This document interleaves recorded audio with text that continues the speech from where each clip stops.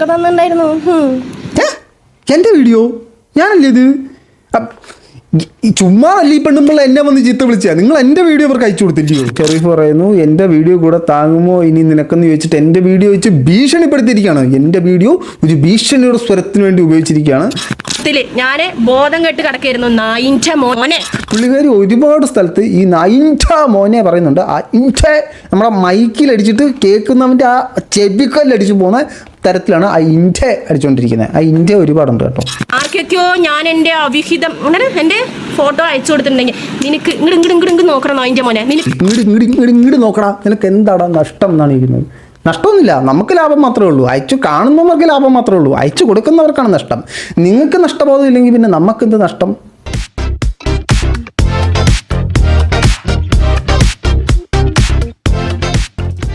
എല്ലാ പ്രിയ സുഹൃത്തുക്കൾക്കും പുതിയ വീഡിയോയിലേക്ക് സ്വാഗതം.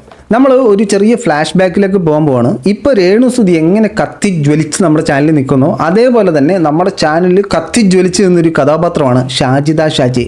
ഷാജിദ വീണ്ടും ഒരു ഫിനിക്സ് പറവയെ പോലെ ചാരത്തിൽ നിന്നും പറന്നുയർന്നൊരു രംഗമാണ് നമ്മളിപ്പോൾ കാണാൻ പോകുന്ന സുഹൃത്തുക്കളെ. ഈ ഷാജിദ ഷെറീഫ് എന്ന് പറയുന്ന വ്യക്തിയുമായിട്ട് അറഞ്ചാ പുറഞ്ചാ വഴക്ക് നടന്നുകൊണ്ടിരിക്കുകയാണ്. അപ്പോൾ ആ അറഞ്ചാ പുറഞ്ചാ വഴക്കിൻ്റെ കുറച്ച് കാര്യങ്ങളാണ് നമ്മൾ കാണാൻ പോകുന്നത്. ആദ്യം നമുക്ക് ഷാജിദ പറയുന്ന ഒരു സാധനം കേട്ടിട്ട് നമുക്കൊരു ഫ്ലാഷ് ബാക്കിലേക്കൊക്കെ വരാം. ആദ്യം ഷാജിദ പറ. പിന്നെ ഇങ്ങോട്ട് ചൊറിയാൻ വരുന്നവനെ മാന്തുന്ന വീഡിയോസും കാണും കേട്ടോ. ഇങ്ങോട്ട് ഇങ്ങനെ ഷാജിദനെ ചൊറിയാൻ വരുന്നവരെ മാന്തുന്ന വീഡിയോസ് ഇനി ഷാജിദയുടെ ചാനലിൽ അപ്ലോഡ് ചെയ്യുമെന്നാണ് പറഞ്ഞത്. അത് മാന്തുന്ന വീഡിയോ ഏതാന്ന് ഷെറീഫ് പറയുന്നുണ്ട്, നമുക്കതൊന്ന് കേൾക്കാം. ഇനി ഇല്ല എന്നാണ് നിന്റെ ഉത്തരമെങ്കിൽ ഞാൻ അടുത്ത വീഡിയോയിൽ ഒരു സ്ക്രീൻഷോട്ട് ആക്കിയിട്ട് ഞാൻ അനക്കത് സെൻഡ് ചെയ്യുന്നത് കൂടാ. എന്താ അറിയോ, ഇത് പാട്ടൊക്കെ പാടിയിട്ട് തുണി ഊരിയിട്ട് കാമുകനെ അയച്ചു കൊടുക്കുന്ന ഒരു വീഡിയോ എന്റെ കജ്ജ് കിട്ടിയിട്ട് അത് ഞാൻ അനക്ക് വിട്ടായിരുന്നു. അതാണോ മാന്തുന്ന വീഡിയോ? അത് കൊള്ളാമല്ല. അങ്ങനാണെങ്കിൽ ഇവിടെ എല്ലാവരും മാന്തുന്ന, ഞാനൊന്നും പറയുന്നില്ല. അല്ല, എനിക്ക് ഷെറീഫിനോടൊരു ചോദ്യം. അവരുടെ തുണി ഊരുന്ന ഫോട്ടോ അവർക്ക് അയച്ചു കൊടുക്കുന്നത് എന്തിനാണ്? അവരുടെ ഉണ്ടത് ഹെർ ഓൺ പ്രോപ്പർട്ടി. എന്തിനാണ് വീണ്ടും അവർക്ക് അയച്ചു കൊടുത്തേ? ആ ടെക്നോളജി എനിക്ക് മനസ്സിലായിട്ടില്ല. എൻ്റെ ഉണ്ടെന്ന് കാണിച്ചു ഞാൻ തോന്നുന്നു. അപ്പോൾ ഇതാണ് ഷെറീഫ്, അതാണ് ഷാജിദ. ഇവർ തമ്മിലുള്ള പ്രശ്നം തുടങ്ങുന്നതിന് മുമ്പ് നമ്മൾ കുറച്ച് ഫ്ലാഷ് ബാക്കിലേക്ക് ഷാജിദ എന്താണെന്ന് അറിയാത്ത ഇപ്പോൾ നമ്മുടെ ചാനലിലേക്ക് വന്നവർക്ക് വേണ്ടി മാത്രം ഒരു ഫ്ലാഷ് ബാക്ക് പറയാം.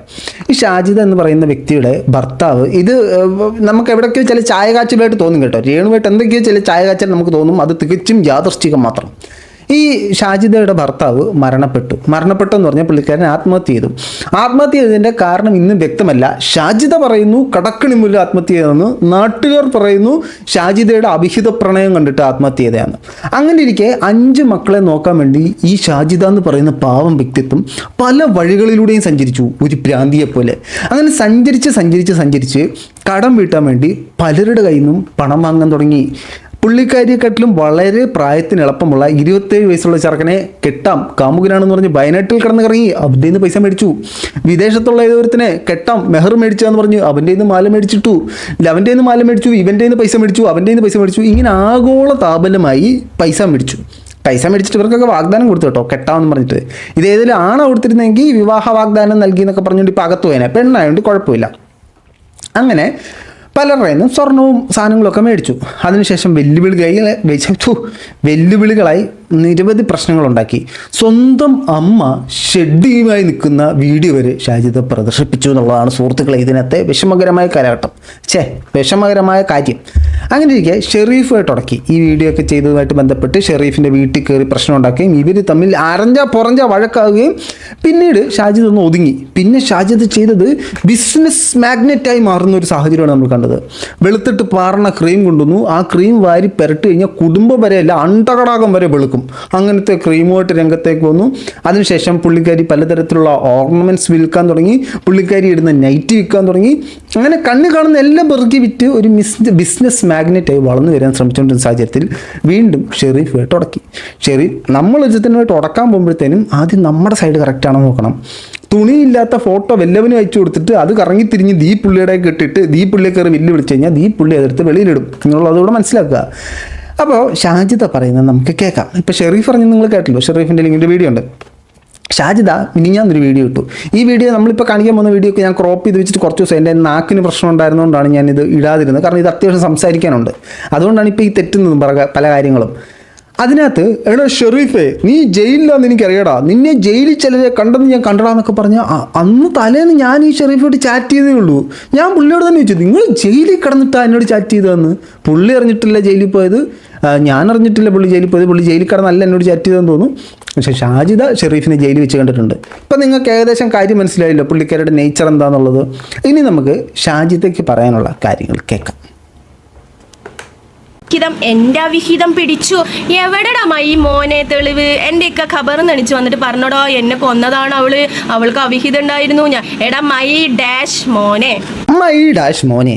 അപ്പോൾ ഈ അവിഹിതം തെളിയിക്കുക എന്ന് പറയുന്നത് മരിച്ചുപോയ ഭർത്താവ് ഖബറിൽ നിന്ന് എഴുന്നേറ്റ് വന്നിട്ട് അവളുടെ അവിഹിതം ഞാൻ കണ്ട് അവൾ എന്നെ കൊന്ന് എന്ന് പറയുന്നത് മാത്രമല്ല, പല സാഹചര്യങ്ങളിൽ ഇത് തെളിയാം.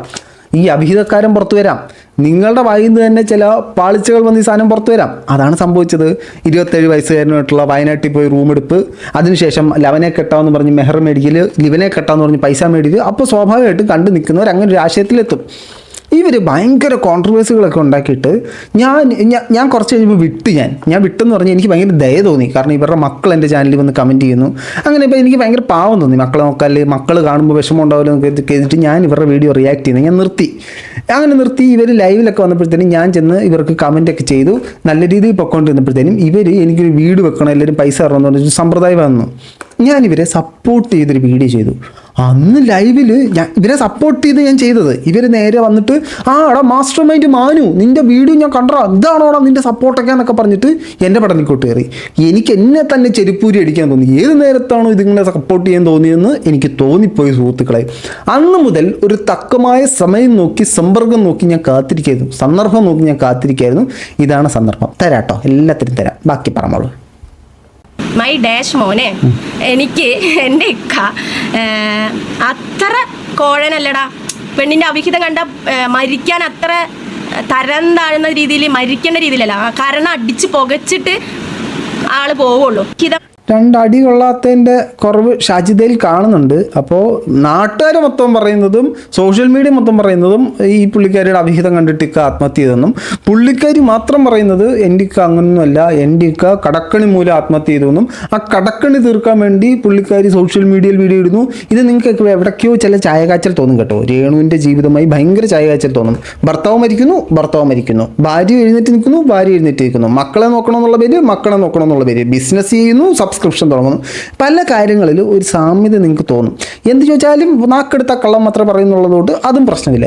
എല്ലാ കാര്യത്തിലും ഇവർ ഒന്നിച്ച് നിൽക്കും. ഇവരെ രണ്ടിനും ഒരു ത്രാസിലെടുത്തിട്ട് കഴിഞ്ഞാൽ എങ്ങനെ പോകുമെന്നുള്ളത് പോലും പിടികിട്ടത്തില്ല. അത്രയ്ക്ക് ടൈറ്റ് കോമ്പറ്റീഷൻ ആയിരിക്കും. അതുകൊണ്ട് കുഴപ്പമില്ല. ബാക്കി പറയാം. ഇക്ക മരിച്ചിട്ട് ഞങ്ങൾ അവിടെ എത്തി. ഞാൻ ആ മോർച്ചറി പോയി കണ്ട്, എനിക്ക് വയ്യാണ്ടായി. 1.5 മണിക്കൂർ ഞാൻ അവിടെ ഞാൻ തളർന്നു. ആ മോർച്ചറിയിൽ നിന്ന് ഞാൻ തളർന്നു. എന്നെ എടുത്തുകൊണ്ട് നീ പറയുന്ന സിനാനി ഇവരൊക്കെ വിളിച്ചോ നീ. ഞാൻ അവിടെ 1.5 മണിക്കൂർ ഞാൻ കിടക്കായിരുന്നു മയക്കത്തിൽ. ഞാൻ ബോധം കെട്ട് കിടക്കായിരുന്നു. ബോധം ഇപ്പോഴും ഇല്ല. ബോധം കെട്ട് പുള്ളിക്കാരി 1.5 മണിക്കൂർ കിടക്കുവാണ്. ഇതേ സിമിലർ സ്റ്റോറി നിങ്ങൾ അപ്പുറത്ത് കേട്ടിട്ടുണ്ട്. രേണുവിൻ്റെ കഥയിൽ നിങ്ങൾ കേട്ടിട്ടുണ്ട്. ഹസ്ബൻഡ് മരിച്ചപ്പോഴത്തേനും പുള്ളിക്കാരി കടയിൽ കയറി ഭ്രഷ്ടാനം വെട്ടി വിഴുങ്ങി എന്ന് പറയുന്ന ഒരാളും, പിന്നെ ഒരാളില്ല ഞാൻ കരയുകയായിരുന്നു, എനിക്ക് ബോധം പോലും ഇല്ലായിരുന്നു, ചാട്ടം മാത്രം കൂടുതലുള്ള. ഇതെല്ലാം സിമിലർ സ്റ്റോറീസാണ്. ഇതെനിക്ക് തോന്നുന്നു ചില സിനിമകളൊക്കെ നമ്മൾ നോക്കുമ്പോഴത്തേനും ഒരു കൊമേഴ്ഷ്യൽ ടെംപ്ലേറ്റ് ഉണ്ടാവും. ഒരു ആക്ഷൻ സീൻ, ഒരു പ്രണയം, ഒരു ഇങ്ങനെ കുറേ സാധനങ്ങളുണ്ടല്ലോ, ഫൈറ്റ്. അതേപോലെ ഒരു സോഷ്യൽ മീഡിയയിൽ ഹിറ്റ് ആവാനുള്ളൊരു ടെംപ്ലേറ്റ് ഏത് ആർക്കും വേണമെങ്കിലും യൂസ് ചെയ്യാം കേട്ടോ. അപ്പോൾ ഇതേപോലെ പുള്ളിക്കാരി ഞാൻ ഉത്തമയായ ഭാര്യയായിരുന്നു എന്ന് ഉറപ്പിച്ച് പറയുന്നൊരു സാഹചര്യമാണ് നമ്മളിപ്പോൾ കേട്ടോണ്ടിരിക്കുന്നത് കേട്ടോ. ഞാൻ ബോധം കെട്ട് കിടക്കായിരുന്നു. നായിൻ്റെ മോനെ. ഇത് മറ്റേ ദിലീപൊക്കെ ചില പടത്തിൽ മോനെ എന്നൊക്കെ പറഞ്ഞാൽ ആ ഇൻറ്റയ്ക്ക് ഒരു എക്സ്ട്രാ പുഷ് എന്താണെന്ന് അറിയത്തില്ല. പുള്ളിക്കാരി ഒരുപാട് സ്ഥലത്ത് ഈ നൈൻറ്റ മോനെ പറയുന്നുണ്ട്. ആ ഇൻറ്റ നമ്മുടെ മൈക്കിലടിച്ചിട്ട് കേൾക്കുന്നവൻ്റെ ആ ചെവിക്കല്ലടിച്ച് പോകുന്ന തരത്തിലാണ് ആ ഇൻറ്റ അടിച്ചുകൊണ്ടിരിക്കുന്നത്. ആ ഇൻറ്റ ഒരുപാടുണ്ട് കേട്ടോ. ഞാൻ തെറി പറയില്ല എന്ന് വിചാരിച്ചാണ്, പക്ഷെ നീ എൻ്റെ അടുത്ത് എരന്ന് വാങ്ങണടാ ചേച്ചേ. എന്നിട്ട് എരന്ന് വാങ്ങുന്ന ചെറ്റ എന്നൊക്കെ പറയുന്നുണ്ട്. പക്ഷെ ഇതിനകത്ത് ആരാണ് എരന്ന് വാങ്ങുന്നത്, ആരാണ് പരന്നു പോകുന്നതെന്നൊക്കെ നമുക്ക് കണ്ടറിയാം. ഇപ്പോൾ ഷെറീഫിൻ്റെ ഷാജിദയുടെ കുറച്ച് വീഡിയോസ് കിട്ടിയിട്ടുണ്ട്. ഈ വീഡിയോസിൽ ഷാജിദ ആദ്യം ഇങ്ങനെ ആക്കുന്നൊരു വീഡിയോയും അതിനുശേഷം അതേ വസ്ത്രമിട്ട് ഷാജിദ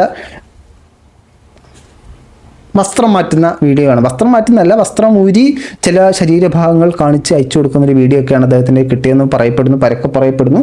അതിലേക്കൊക്കെ അവിടെ ഇരിക്കട്ടെ, നമുക്ക് ബാക്കിയാണ്. ഇവിടുത്തെ ഒരു ചെക്കൻ, എടാ നയിച്ച മോനെ, എന്നെ സഹായിച്ച ഒരു ചെക്കൻ്റെ കൂടെ ഞാൻ വയനാട് പോയി ട്രിപ്പ് പോയി അതാക്കി ഇതാക്കി എന്നൊക്കെ നീ പറയുന്നുണ്ടല്ലോ. പിന്നെ അതൊക്കെ ഉള്ളതല്ലേ, അങ്ങനെ പറയുന്നത് മാത്രമല്ലോ, അതൊക്കെ ഉള്ള കാര്യം തന്നെയാണ്. അത് ഷാജിദയുടെ ചാനലിൽ തന്നെ ഈ സാധനങ്ങളൊക്കെ വീഡിയോ ആയിട്ട് വന്നതാണ്. സോ അങ്ങനെ വെറുതെ പറഞ്ഞൊന്നുമല്ല, ഇതൊക്കെ ഉള്ളത് തന്നെയാണ്. ഇതിനകത്ത് യാതൊരു തർക്കവുമില്ല. ഷാജിദ ഇതുപോലെ വയനാട്ടിൽ പോയിട്ടുണ്ടായിരുന്നു, വീഡിയോ ഒക്കെ പ്രദർശിപ്പിച്ചിട്ടുണ്ടായിരുന്നു. അതിനെ ചൊല്ലി വലിയ തർക്കങ്ങൾ ഇവിടെ സംഭവിച്ചിട്ടുണ്ടായിരുന്നു. അതിപ്പോൾ ആ ക്രെഡിറ്റ് പുള്ളിയുടെ തലക്കോട്ട് വെക്കണ്ട, ഷാജിദയുടെ ചാനലിൽ തന്നെ ഉണ്ടായിരുന്നു. എൻ്റെ ചാനലിൽ തപ്പിയാൽ നിങ്ങൾക്ക് അത് കിട്ടും. ആർക്കൊക്കെയോ ഞാൻ എൻ്റെ അവിഹിതം എൻ്റെ ഫോട്ടോ അയച്ചു കൊടുത്തിട്ടുണ്ടെങ്കിൽ നിനക്ക് ഇങ്ങോട്ട് നോക്കണം നായിൻ്റെ മോനെ, നിനക്ക് എന്താണ് നഷ്ടം നായേ, നിനക്ക് നമ്മളെയല്ല വേറെ ആരെയാണ് വിളിക്കുന്നത്. അപ്പോൾ എൻ്റെ നഗ്ന വീഡിയോ ഞാൻ അയച്ചു കൊടുത്തിട്ടുണ്ടെങ്കിൽ ഇങ്ങോട്ട് നോക്കടാ, നിനക്ക് എന്താടാ നഷ്ടം എന്നാണ് ഇരിക്കുന്നത്. നഷ്ടമൊന്നുമില്ല, നമുക്ക് ലാഭം മാത്രമേ ഉള്ളൂ. അയച്ചു കാണുന്നവർക്ക് ലാഭം മാത്രമേ ഉള്ളൂ, അയച്ചു കൊടുക്കുന്നവർക്കാണ് നഷ്ടം. നിങ്ങൾക്ക് നഷ്ടബോധം ഇല്ലെങ്കിൽ പിന്നെ നമുക്കെന്ത് നഷ്ടം? നഷ്ടം ഞാൻ അയച്ചു കൊടുത്താലും തുണി അഴിച്ചിട്ടാലും വേറുള്ളതായാലും നിന്റെ കെട്ടുകളല്ലല്ലോ, ഞാൻ നിന്റെ കെട്ടുകളാണ് ഞാൻ. ഇതിപ്പോൾ കൊള്ളാലോ, പഴയ കാലങ്ങളിലെ ദേവദാസി കൺസെപ്റ്റിനെ ന്യായീകരിക്കുന്ന തരത്തിലുള്ള ന്യായീകരണങ്ങളാണല്ലോ ഈ പറഞ്ഞുകൊണ്ടിരിക്കുന്നത്. ഞാൻ തുണി അയച്ചിട്ടാ നിനക്കെന്ത്, നമ്മൾ അഴിക്കും എന്നൊക്കെയാണ് ഇവർ പറയുന്നത്. ഇങ്ങനെ കുറേ എണ്ണം ഇറങ്ങി തിരിച്ചിട്ടുണ്ട്. സബ്സ്ക്രിപ്ഷനിൽ തുണി അഴിക്കുന്നു, അല്ലാതെ കാമുകന് തുണി അയച്ചു കൊടുക്കുന്നു, ആ സാധനം ലീക്ക് ചെയ്യുന്നു. ആ ലീക്ക് ചെയ്ത കാമുകൻ്റെ പടലേക്ക് വേണം ആദ്യം കൊടുക്കാൻ. നിന്റെ കെട്ടുള്ള പറഞ്ഞാൽ മതി, എന്റെ കാര്യം നോക്കാൻ എനിക്കറിയും, എന്റെ മക്കളുണ്ട്, ഞാനുണ്ട് ഇവിടെ. നീ എന്റെ ആങ്ങളെ എന്റെ മറ്റവനോ മറച്ചവനോ അല്ല, നീ എന്നിലേക്ക് വരണ്ട ഷെരീഫേ. അങ്ങോട്ട് പോകണ്ട കേട്ടോ, നമുക്ക് വേറെ ഏതെങ്കിലും വഴിക്ക് പോകാം. ഈ വഴിക്ക് പോയിട്ട് യാതൊരു കാര്യമില്ലെന്നുള്ളത് മനസ്സിലാക്കുക. മറ്റേ ഇല്ല, പുള്ളിക്കാരൻ്റെ വാൽ എത്ര നാൾ പിടിച്ച് കുടലിനകത്തിട്ടാലും ഇങ്ങനെ ഇരിക്കത്തുള്ളൂ. അത് നമുക്കതിങ്ങനെ നൂർക്കാൻ പറ്റില്ല, അതിങ്ങനെ ഇരിക്കത്തുള്ളൂ. അതെനിക്ക് മനസ്സിലായതാണ്. ഞാൻ ഇവരെ സപ്പോർട്ട് ചെയ്തിട്ട് എൻ്റെ എണ്ണാക്കി അടിച്ചു കിട്ടിയതാണ്. സോ എനിക്ക് മനസ്സിലായി ഇത് ഒരു കാലത്ത് നേരെയാകാൻ പോകുന്നില്ല. ഇത് മാത്രമല്ല, ഷെരീഫിൻ്റെ കുറച്ച് വീഡിയോസും ചാറ്റ്, ഷെരീഫും ഇവരും തമ്മിലുള്ള ചാറ്റ് പുറത്ത് വിട്ടിട്ടുണ്ട്. നമുക്ക് ആ ചാറ്റിൻ്റെ ചില പ്രസ്തുത രംഗങ്ങളൊന്ന് കാണാം. എന്നോട് ചാറ്റ് ചെയ്തൊക്കെ മൂപ്പരാൾ ഡിലീറ്റ് ചെയ്ത് അങ്ങോട്ട് കളഞ്ഞിരിക്കുക. അപ്പൊ ഞാൻ നോക്കുമ്പോൾ എൻ്റെ ചാറ്റ് മാത്രമേ ഉള്ളൂ. പക്ഷേ ഷെരീഫിക്ക് അത് എന്തൊരു പരിപാടിയാണ് ഷെരീഫിക്ക്. അങ്ങനെ ചാറ്റൊക്കെ ഡിലീറ്റ് ചെയ്യുന്നൊന്നും ഒരു നല്ല പ്രസ്ഥാനമല്ല കേട്ടോ. അങ്ങനെ ചാറ്റൊന്നും ഡിലീറ്റ് ചെയ്യാൻ പാടില്ല. ഷെരീഫിക്ക നമ്പർ വരെ കൊടുത്തു ഷാജിദയ്ക്ക്, നമുക്കത് കേൾക്കാം. ഇതാണ് അപ്പോൾ എല്ലാ ചാറ്റും നിങ്ങൾ കാണണം. ഷെരീഫ് ഖാൻ്റെ നമ്പർ തന്നത്, ഷെരീഫ് ഖാൻക്ക് നമ്പർ ഷെരീഫ് ഖാൻ്റെ നമ്പർ തന്നതോ? ഷെരീഫ് ഖാൻ അങ്ങോട്ട് നമ്പർ ചോദിച്ചിട്ടല്ലേ ഷെരീഫ് ഖാൻ നമ്പർ തന്നത്, അല്ലാതെ അതെന്തെങ്കിലും ആട്ടോ, അതിലേക്ക് നമുക്ക് വരാം. തന്നിട്ടുണ്ടായിരുന്നു. എൻ്റെ വീഡിയോ ഞാനല്ലേ ഇത്? ചുമ്മാ അല്ല ഈ പെണ്ണുമ്പോൾ എന്നെ വന്ന് ചീത്ത വിളിച്ചാൽ നിങ്ങൾ എൻ്റെ വീഡിയോ അവർക്ക് അയച്ചു കൊടുത്തില്ലയോ? കൊള്ളാം, നല്ലതാ. ഇത് ഷാജിദ ഷെരീഫിൻ്റെ ചാറ്റ് എടുത്ത് വെളിയിലിട്ടാ. ഈ ചാറ്റ് എങ്ങനെ ഇട്ടേ? താഴെ നിന്ന് മേപ്പോട്ട്, അതായത് ഇവിടെ നിന്ന് ഇവിടെ ഇങ്ങനെ, ശരിക്കും ഇങ്ങനെയല്ല നമ്മൾ ചാറ്റ് ചെയ്യുന്നത്, ഇതിനെ ഇങ്ങനെ ഇട്ടു. അപ്പം നമുക്ക് കാണുന്നവർക്ക് മനസ്സിലാക്കാൻ പാടില്ല. ആദ്യം ഷെരീഫ് നമ്പർ അയച്ചു കൊടുക്കുന്നു, അതിനുശേഷം ഷാജിദ നമ്പർ ചോദിക്കുന്ന പോലെയാണ് ഇത് കാണുന്നത്. ഞാൻ ഇതിനെ എന്തിട്ടിട്ട് തിരിച്ചിട്ട് നമ്മൾ ചാറ്റിനെ യഥാസ്ഥിതി നമ്മൾ അറിയണമല്ലോ. അങ്ങനെ ചാറ്റിനെ നമുക്ക് യഥാസ്ഥിതി കാണാം. എന്തൊക്കെയോ വോയിസ് മെസ്സേജുകൾ ഇവർ തമ്മിൽ അങ്ങോട്ടും ഇങ്ങോട്ടൊക്കെ കമ്മ്യൂണിക്കേറ്റ് ചെയ്യുന്നതാണ് ആദ്യം. ഇതെന്തുവാണ്? നീ ഒന്ന് എനിക്ക് ഉണ്ടാക്കി കാണിക്ക്, ഞാൻ ഇതൊക്കെ കലിപ്പാണല്ലോ ഇവർ സംസാരിക്കുന്ന മൊത്തം.